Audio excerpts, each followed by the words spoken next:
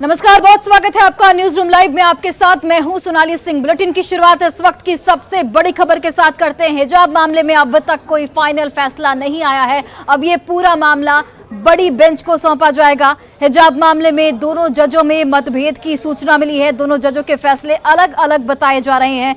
सुनवाई के लिए अब सीजेआई बड़ी बेंच तय करेगी। तो ये बड़ी जानकारी आपको दे रहे हैं। हिजाब मामले में अभी तक कोई फाइनल फैसला नहीं आ पाया है। मामला अब बड़ी बेंच को सौंपा जाएगा। हिजाब मामले में दोनों जजों के फैसले अलग अलग है। दोनों जजों में मतभेद की जानकारी इस वक्त निकलकर सामने आ रही है। अब सुनवाई के लिए सीजेआई बड़ी बेंच तय करेंगे। उसके बाद बड़ी बेंच में इस मामले की सुनवाई की जाएगी। फिलहाल कर्नाटक हाईकोर्ट का जो फैसला है वही लागू रहेगा। जजमेंट आज का जो जजमेंट था हिजाब का, बहुत दिन से जिसके ऊपर इंतजार था, वो आज जज ने कोर्ट ने प्रोनाउंस कर दिया है और इसके अंदर स्प्लिट जजमेंट आया है। इसमें ऑनरेबल जस्टिस हेमंत गुप्ता साहब ने उसको जो है अपील को जो है उन्होंने डिसमिस करा है और जियो वगैरह जो थे कर्नाटका गवर्नमेंट के उसको अपहेल्ड करा है। लेकिन justice Gulia honourable justice Gulia ने डिफरेंट व्यू लिया है इसके अंदर, इस मैटर के अंदर, और उन्होंने इस मैटर के अंदर उसको अपील्स को अलाउ करा है और उन्होंने 3 पॉइंट्स के ऊपर इसको मेन एम्फेसिस दिया है। उन्होंने एक तो बिजॉय मैनुअल का जो जजमेंट है सुप्रीम कोर्ट का, उस पर रेफर करा है और उसके बाद उन्होंने ये जो चॉइस है, जो अपना सिर के ऊपर किसी को हिजाब रखना है या किसी को कवर करना है, ये लेडी का अपना चॉइस है, तो इस पॉइंट के ऊपर भी उन्होंने एम्फेसिस दिया है। और तीसरा पॉइंट जो इम्पोर्टेंट उन्होंने बोला है कि जो बच्चों की तालीम और एजुकेशन का मामला है वो बड़ा इंपॉर्टेंट है और बच्चों की तालीम के लिए हमें ऐसा कोई काम या ऐसी कोई चीज जिसमें उनकी एजुकेशन के ऊपर रुकावट आए, तो उस चीज का उन्होंने एम्फेसिस दिया है कि ऐसा कोई काम जो है उसके खिलाफ है, बच्चे की एजुकेशन के खिलाफ है। Justice Dhulia has differed with his view and he has expressed that he has a differing view because a girl child faces a lot of problems while they are being sent to the schools and colleges and their right to education is more important than wearing or not wearing a hijab. और बड़ी खबर आपको बेतिया से बताते चले, जहां पर एक शख्स की ओर से फायरिंग की गई है जिसमें 3 लोगों को गोली लगी है। फिलहाल जो आरोपी शख्स है उसे ग्रामीणों की ओर से पकड़ लिया गया है। पुलिस की ओर से लगातार उस शख्स से पूछताछ की जा रही है। योगापट्टी के गोलाघाट डुमरी की ये पूरी घटना, जहां पर एक शख्स की ओर से फायरिंग की वारदात को अंजाम दिया गया जिसमें 3 लोगों को गोली लगी है। आरोपी को हालांकि ग्रामीणों ने पकड़ लिया है। आरोपी से पुलिस इस वक्त पूछताछ में जुटी हुई है। किस वजह से फायरिंग की गई उसकी जानकारी पुलिस निकालने में जुटी है। योगापट्टी के गोलाघाट डुमरी की ये पूरी घटना, जहां पर 3 लोगों को गोली लगी है। फिलहाल तीनों का अस्पताल में इलाज जारी है। एक शख्स की ओर से फायरिंग की गई। इस खबर पर ज्यादा जानकारी के साथ प्रफुल्ल जुड़ गए हैं। प्रफुल्ल, क्या अपडेट इस पूरे मामले में? तीनों की हालत क्या बताई जा रही है और वजह क्या थी फायरिंग की? जी देखिए, मैं आपको बता दूं कि ये योगापट्टी थाना क्षेत्र के गोलाघाट डुमरी गांव की घटना है। एक वार्ड सदस्य है राजा बाबू पटेल, वो अपने घर पे बैठे हुए थे। उनके भाई विजय पटेल वो भी घर पे बैठे हुए थे। तभी बाइक पर सवार एक अज्ञात जो अपराधी है वो आता है और उसके बाद फायरिंग शुरू कर देता है। वहाँ करीब 4 लोग बैठे हुए थे, तो 3 लोगों को गोली लगी है। 3 लोगों को अस्पताल में ले जाके भर्ती कराया गया। उसके बाद ग्रामीण जो है उस अपराधी के पीछे दौड़े और उसको पकड़ने का प्रयास किए। भागने के दौरान उसने फायरिंग की है और उसके कंधे पे बैग भी टंगा हुआ था। हाथ में वो करीब 2 पिस्टल लिए हुए था जिससे वो लगातार फायरिंग कर रहा था। लेकिन किसी तरह फिर ग्रामीणों ने उसे पकड़ लिया है और उसके बाद पुलिस के हवाले कर दिया है। अभी तक उसकी पहचान पुलिस नहीं बता पाई है। पुलिस ने कहा कि पूछताछ उससे की जा रही है। डीपीओ सदर घटनास्थल पे मौजूद है और जो हमलावर था जिसने ये इस घटना को अंजाम दिया है उससे पूछताछ की जा रही है। घायल जो है उनका इलाज जीएमसी के अस्पताल में भर्ती कराया गया और वहाँ उनका इलाज जो है वो कराया जा रहा है। जो वार्ड सदस्य थे राजा बाबू पटेल, उनके गर्दन में गोली लगी है और दो व्यक्ति हैं उनको भी उनकी स्थिति जो है वो खतरे से बाहर बताई जा रही है। तो कुल मिलाकर 3 लोगों को गोली लगी है और एक और व्यक्ति थे उनके दरवाजे में बैठे हुए थे, उन्हें भी गोली लगने की सूचना है, लेकिन वो अस्पताल अभी तक उनको नहीं लाया गया है। तो पूरे मामले की जो छानबीन है वो पुलिस करने में जुट गई है। इस बीच विजुअल जो है उसका जो वीडियो आया है हमलावर का, वो उसमें साफ तौर पे देखा जा सकता है कि हाथ में पिस्टल लिए खेत में खड़ा है और हजारों की भीड़ जो है उस युवक को घेरे हुई थी और किसी तरह कड़ी मशक्कत करके ग्रामीणों ने उसे अपने कब्जे में लिया। चलिए, बहुत बहुत धन्यवाद तमाम जानकारियों के लिए। और भागलपुर से आपको खबर बताते हैं, जहां पर 3 बच्चों की मां ने अपने प्रेमी के साथ मिलकर अपने पति की हत्या कर दी। फिलहाल आरोपी महिला को पुलिस ने गिरफ्तार कर लिया है और अन्य आरोपियों की गिरफ्तारी के लिए छापेमारी पुलिस की ओर से लगातार की जा रही है। घटना पीरपैंती के एकचारी थाना स्थित चटैया गांव की है, जहां पर 30 वर्षीय महिला ने अपने प्रेमी सोनेलाल मंडल के साथ मिलकर अपने पति की हत्या कर दी। हत्या का मुख्य कारण अवैध संबंध बताया जा रहा है। पुलिस ने मृतक के शव को कब्जे में लेकर हालांकि पोस्टमार्टम के लिए सदर अस्पताल भेज दिया है और आरोपी महिला पुतुल देवी को गिरफ्तार कर लिया गया है और अन्य आरोपियों यानी कि अन्य अभियुक्तों की गिरफ्तारी के लिए छापेमारी पुलिस की ओर से लगातार की जा रही है।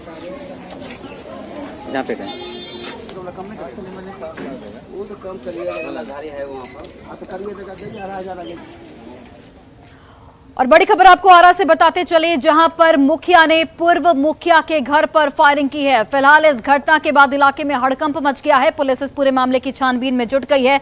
मुखिया ने पूर्व मुखिया के घर पर फायरिंग की है। पूर्व मुखिया के बेटे की यहां पर गोली लगने से मौत हो गई है। ये बड़ी जानकारी आप तक पहुंचा रहे हैं।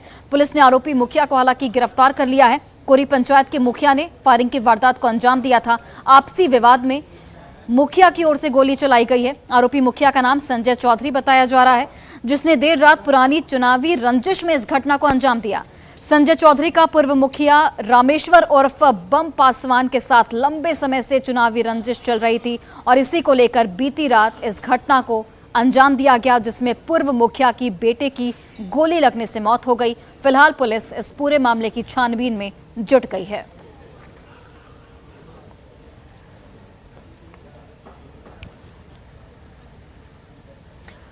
और बड़ी खबर आपको सीतामढ़ी से बताते चले, जहां पर सीतामढ़ी पुलिस को एक डकैती गिरोह को पकड़ने में बड़ी सफलता मिली है। आपको बताते चले कि पुलिस इस डकैती गिरोह का जो पूछताछ है उससे लगातार जारी है। लंबे समय से इसकी तलाश पुलिस को थी और अब ये जो लोग हैं वो पुलिस की गिरफ्त में आ चुके हैं। एक बड़े गिरोह का पुलिस ने खुलासा करते हुए गैंग के 4 सदस्यों को गिरफ्तार कर लिया है। पुलिस ने इनके पास से पिस्टल के साथ ही मोबाइल और लूट के पैसे बरामद किए हैं। पुलिस को 3 जिंदा बम भी यहां पर मिले हैं। ये डकैत घटना को अंजाम देकर बड़ी चालाकी से बॉर्डर पार कर जाते थे। एसपी ने यह भी जानकारी यहां पर दी है कि करीब 30 से 35 लोगों का ये गैंग जो मिलकर काम करता है। फिलहाल पुलिस गिरफ्त में 4 सदस्यों से पूछताछ की जा रही है।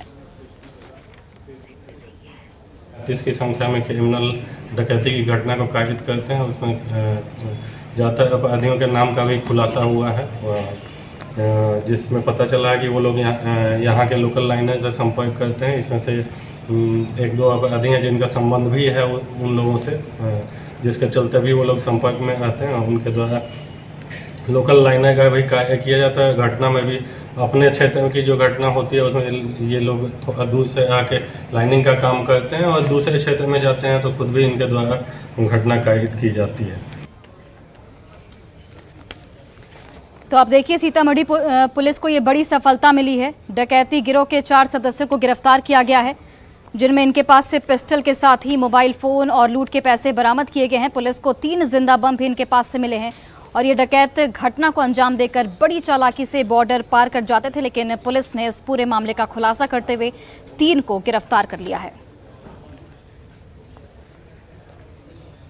और कटिहार में महिलाओं को फर्जी लोन देने के मामले में एक बड़ा फर्जीवाड़ा सामने आया है। ये जानकारी आपको देते चले, पुलिस फिलहाल इस पूरे मामले की छानबीन में जुट गई है, जिसमें महिलाओं को लोन देने के नाम पर फर्जीवाड़ा किया जा रहा था। मामला मनिहारी अनुमंडल के नीमा गांव का है। इस गांव में 300 से अधिक महिलाओं को फाइनेंस कंपनी ने बिना किसी वजह के कर्जदार बना दिया था, जबकि महिलाएं कर्ज लेने से इनकार कर रही थी। जबकि कंपनी की ओर से गांव की महिलाओं पर करोड़ रुपए का कर्ज बकाया होने की बात कही जा रही है। पीड़ित महिलाएं फाइनेंस इरशाद नाम के शख्स पर कंपनी मैनेजर के साथ मिली भगत उनके नाम पर लोन लेने की बात कह रहे हैं। ऑफर आ रहा है, किसी को बोलता था कि शौचालय का पैसा आ रहा है, तो दीदी कितनी, गांव की दीदी कितनी होती है। हम लोग को सीधा पाके अनपढ़ पाके ऐसा क्या है कि हम लोग लोन देने वाला कैसा था कि हम लोग को कभी छानबीन नहीं किया। ग्रुपिंग लोन के द्वारा जो है ना लोन दिया जाता था। जब ग्रुपिंग लोन में लोन पास मिला ही नहीं उनको पैसा, तो पास कैसे हो गया उनके नाम से? ग्रुपिंग साप्ताहिक लोन चलता है, ग्रुपिंग लोन में मिला नहीं कैसे? ग्रुप लोन में मिला नहीं तो फिर मेंबर भर कैसे रही है? जाने ही आपने लोन पास कर दिया, ऐसा बात नहीं है। बिना लाभों को जाने हुए थोड़े लोन पास किया जाता है। और बड़ी खबर आपको जहानाबाद से बताते चले, जहां पर निगरानी की टीम की ओर से एक बड़ी कार्रवाई की गई है। घूस लेते सीओ दिनेश को गिरफ्तार किया गया है। निगरानी की टीम की ओर से ये बड़ी कार्रवाई की गई। जहानाबाद से बड़ी जानकारी आप तक पहुंचा रहे हैं। घूस लेते सीओ दिनेश प्रसाद को गिरफ्तार किया गया है। काको प्रखंड का सीओ इस वक्त पुलिस की गिरफ्त में है। 1 लाख रुपए घूस लेते इसे रंगे हाथों गिरफ्तार किया गया। पटना से ये टीम पहुंची थी, जहां पर निगरानी की टीम की ओर से ये बड़ी कार्रवाई की गई। घूस लेते सीओ दिनेश प्रसाद को गिरफ्तार किया गया है। काको प्रखंड का ये सीओ बताया जा रहा है, जिसे करीब 1 लाख रुपए घूस लेते रंगे हाथों गिरफ्तार किया गया। घूसखोर और अपराधियों को लेकर सरकार लगातार कार्रवाई कर रही है। निगरानी की टीम उसमें कहीं से भी पीछे नहीं है। निगरानी की टीम लगातार पिछले कई दिनों से ऐसे लोगों को ट्रैप कर रही है जिनके ऊपर पैसे लेने और पैसे का लेन देन का आरोप लगता रहा है। अंचल कार्यालय में 29 सितंबर को एक आवेदन दिया था। उसी जमीन को मुखिया उनके द्वारा 1 लाख रुपए की डिमांड किया गया और निगरानी द्वारा सत्यापन कराने के बाद सही पाने पर कानून के विरोध किया गया। और आज हम लोग धावा दल पूरी टीम 10 सदस्य टीम यहाँ है और 7 बजे सुबह इनके आवास में परिवादी से 1 लाख रुपया लेते हुए रिश्वत लेते हुए गिरफ्तार किया गया। जहानाबाद से राजीव रंजन विमल।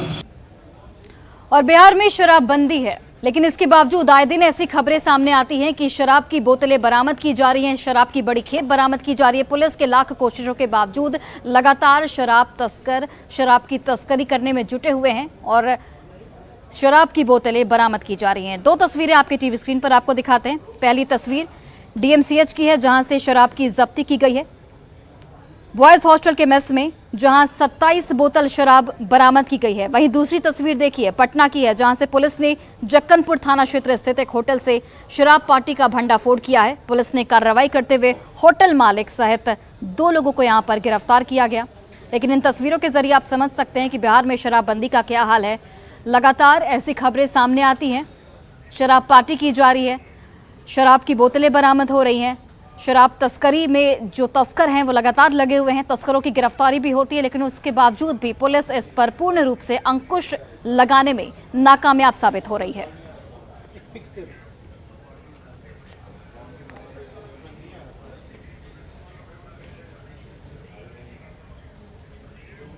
और भागलपुर से आपको खबर बताते हैं, जहां पर इन दिनों जहरीले सांप रसेल वाइपर का आतंक साफ तौर पर देखा जा रहा है, जिससे जो लोग हैं वो भयभीत हैं, ग्रामीण हैं जो भयभीत हैं। तस्वीरें आपको दिखा रहे हैं, जहां पर आप देखिए रसेल वाइपर का मिलना लगातार जारी है। नवगछिया और गोपालपुर इलाके में रसेल वाइपर के लगातार मिलने से लोगों में दहशत का माहौल है। मिराचक गाँव के लोगों ने जहरीले सांप रसेल वाइपर को पकड़कर वन विभाग को सौंप दिया है। वन विभाग के अधिकारी भी इस सांप को जहरीला बता रहे हैं।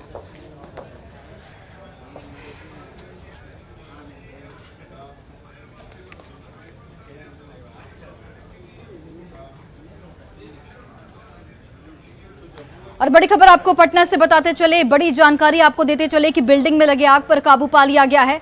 गांधी मैदान में जो बिल्डिंग थे उसमें आग लगी थी। फिलहाल फायर ब्रिगेड की टीम मौके पर मौजूद थी और कड़ी मशक्कत के बाद आग पर काबू पा लिया गया। गांधीनगर में एक बिल्डिंग में आग लगी थी। काफी भीषण ये आग थी, काफी भयानक ये आग थी। तस्वीरें भी आपको लगातार दिखा रहे हैं, जहां पर फायर ब्रिगेड की टीम की ओर से लगातार कोशिशें की गई और कड़ी मशक्कत के बाद आग पर काबू पा लिया गया है।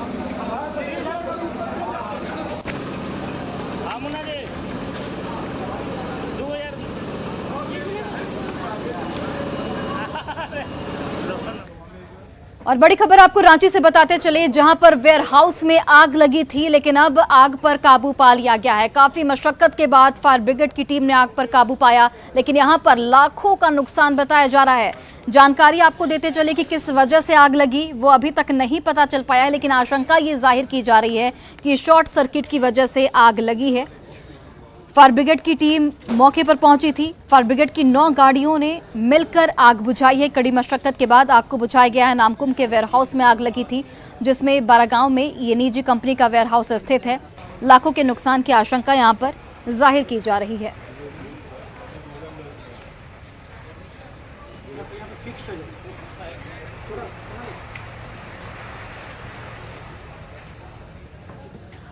और अगर आपको सरकारी पैसे की बर्बादी देखनी हो तो बोकारो ले चलते हैं आपको, जहां पर बोकारो में करोड़ों की लागत से एक मॉल का निर्माण किया गया, लेकिन यहां पर अभी तक किसी भी दुकान का आवंटन नहीं हो पाया है। और तो और इस मॉल को तबेले में तब्दील कर दिया गया है, यहां पर जानवरों को बांधा जाता है। तो आप समझिए कि किस तरीके से सरकारी पैसे का दुरुपयोग किया जा रहा है। मॉल में दुकान की जगह जानवर हैं, वहीं सीढ़ियों पर गोबर का गोईठा रखकर सुखाया जाता है। तस्वीरें भी आपको लगातार दिखा रहे हैं। 5 करोड़ की लागत से राजस्व वसूली के लिए शॉपिंग मॉल बनाया गया था। बिना मैपिंग और बिना प्लानिंग के बने इस मॉल को बने करीब 5 साल से अधिक हो चुके हैं, लेकिन न तो इसमें दुकानें लगी हैं, न ही दुकानदार आवेदन लेकर जिला परिषद के पास पहुंचे हैं। हालांकि यहां पर जिला परिषद की कार्यपालक पदाधिकारी ने जल्द ही इसके शुरुआत का भरोसा दिया है। राशि का बर्बादी है, सरकार का पैसा दुरुपयोग हो रहा है। जितने जानवर हो रहे थे कुछ काम का नहीं है, एकदम जर्जर है। देखते हैं तो क्या लगता है किस उद्देश्य के लिए बनाया गया? उद्देश्य अच्छा उद्देश्य के लिए बनाया गया, लेकिन उल्टा हुआ, जनता के हित में नहीं हुआ। किस उद्देश्य से बना था सरकार, वो सरकारी जाने। सरकार अगर इसको आवंटन करते किसी तरह तो ये आबाद रहता। ये गैर आबाद है, बिल्कुल ऊपर से लेकर के नीचे तक जर्जर हो चुका है। जितना पैसा लगा है सरकार का, ये बेकार जा रहा है। ये सिर्फ कमीशन खोरी का चक्कर में ही जितना भी बिल्डिंग बना है, बिल्डिंग का यूज़ क्या होगा, जनोपयोगी में क्या जनता को इसका लाभ मिलेगा, इसका जिला प्रशासन के पास कोई मिशन नहीं। अब जो हम कोई भी काम करते हैं तो उसके पीछे का जो एक जो मैपिंग होता है, मुझे लगता है एक मैपिंग नहीं हो पाया। जब एक बार मार्केट का सर्वे करके यदि बनाता तब जा कर के होना था कि नहीं होना था। प्री मेच्योर इसको इसलिए कह रहे हैं कि उन लोगों ने बना दिया और मार्केट का ग्राउंड रियलिटी को उन्होंने सर्वेक्षण नहीं किया या पता नहीं किया, जिसके कारण ये फेल हुआ।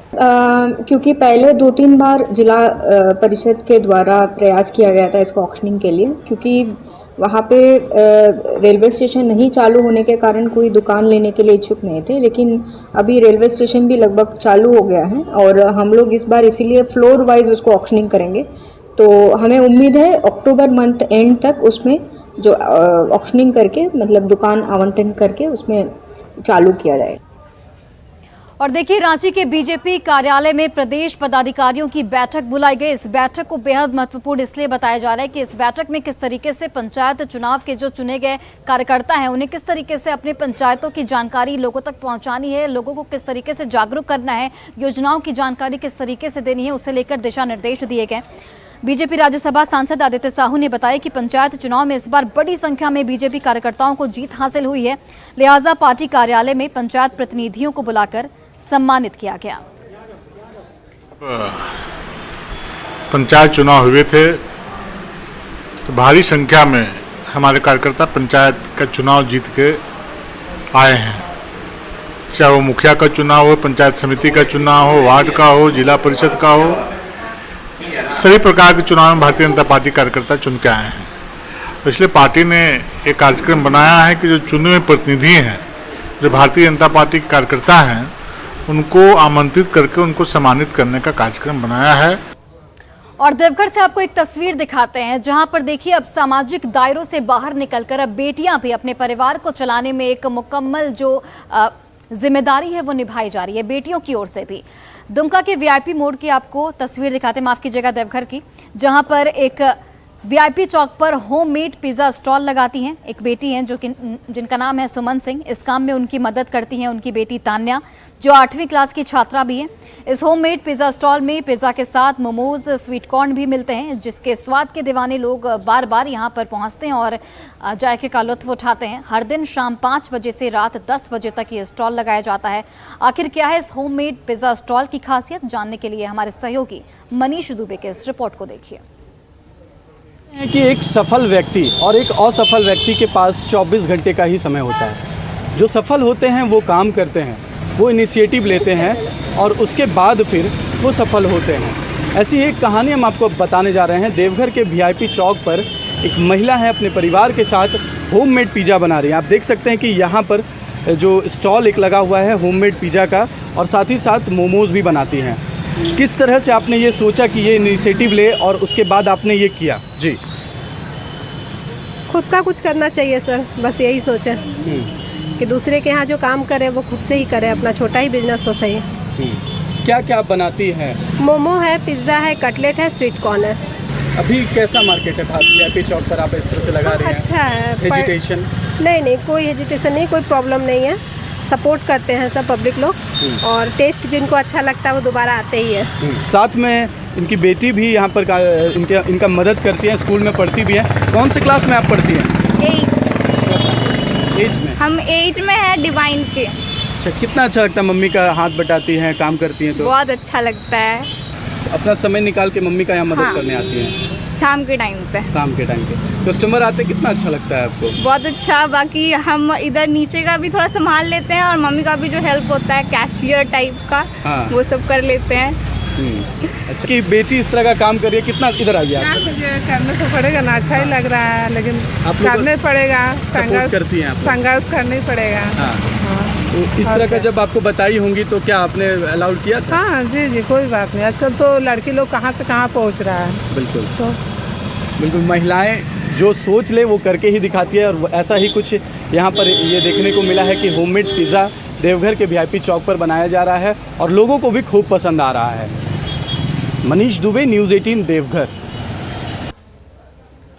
और देखिए, पूरे बिहार में डेंगू का प्रकोप लगातार जारी है। जानकारी आपको देते चले कि राजधानी पटना की अगर बात करें तो यहाँ पर पूरे राज्य में सबसे ज़्यादा राजधानी पटना में मामले सामने आए हैं। वहीं पर अलग अलग जिलों से भी लगातार डेंगू के मामले सामने आते रहे हैं। स्वास्थ्य विभाग की ओर से लगातार ये दावा किया जाता है कि डेंगू के प्रकोप से किस तरीके से बचा जाए, उसके लिए जो अस्पताल में व्यवस्थाएं हैं उसे सुनिश्चित की जा रही है। लेकिन इसके बावजूद इतनी संख्या में डेंगू के मामले सामने आने पर स्वास्थ्य विभाग पर भी कई गंभीर सवाल उठते हैं। बिहार में डेंगू अब तक 4 लोगों की जान ले चुका है। ये बड़ी जानकारी अब तक पहुंचा रहे हैं, जिनमें एक मौत बेगूसराय में भी हुई है। पूरे बिहार में करीब 4000 लोग डेंगू से संक्रमित हैं। लोगों में दहशत का माहौल है, दहशत की स्थिति है। इस वक्त राजधानी पटना के गर्दनीबाग अस्पताल की तस्वीरें ये बता रही हैं कि लोग इस वक्त कितने भयभीत हैं। जिन स्वास्थ्य कर्मियों पर इलाज की जिम्मेदारी है वो मच्छरदानी में है। तस्वीरें भी आपको लगातार दिखा रहे हैं। ड्यूटी जारी है लेकिन मच्छरदानी लगाकर। नर्सों की अगर माने तो अस्पताल के आसपास कचरा डंपिंग यार्ड है, जिसकी वजह से मच्छर बहुत ज्यादा है। मजबूरी में डेंगू से बचने के लिए मच्छरदानी लगाकर ड्यूटी करनी पड़ रही है। अब सोचिए जरा यहाँ पर कि जिस राज्य में मच्छरदानी के अंदर से डेंगू के मरीज का इलाज होगा, वहां के हालात आखिर कैसे होंगे।